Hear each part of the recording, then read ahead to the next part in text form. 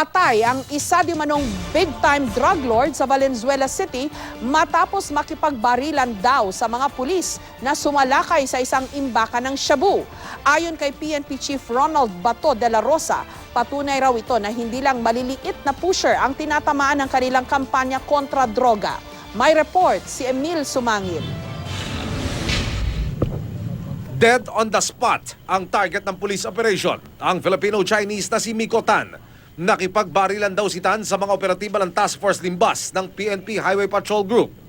Ayon sa PNP Anti-Illegal Drugs Group, si Miko Tan umano ang nag-establish ng sinasabing imbakan na ito ng shabu sa Valenzuela City na niraid din kanina ng PNP at PIDEA. Nakatakas daw sa bodegang ito si Tan pero pagdating sa labasan, dito na siya nasabat ng Task Force Limbas.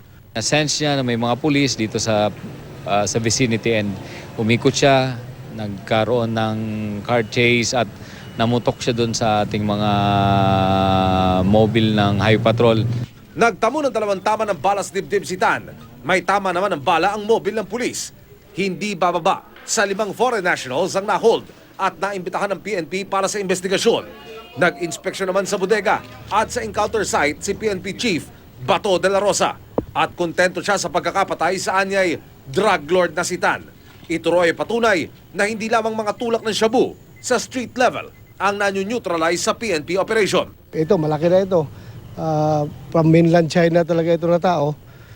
Ito na yung drug lord na hinahanap natin. Hindi lang puro yung mga mahirap na poser yung napapatay sa ating anti-drug operations. Marami pang susunod yan na mamamatay ng mga insect. Iniimbestigahan naman ng PNP at PIDEA kung sino pa ang nasa likod ng mga nasabat na kemikal sa paggawa ng shabu. Recycling plant daw ng plastic ang kabuuan ng bodega na pag-aari rin ng isa pang negosyanteng Chinoy. Ayon sa security guard, normal na raw na may pumapasok na Chinese sa kanilang compound at mayat-mayang delivery. Mga Chinese lang din po, mga kalahi lang din po nila. Tapos yun po, mga kasosyo ni boss. Okay. Mga Pilipino. Meron bang mga kahinalang pinapasok ng argamento? Ano?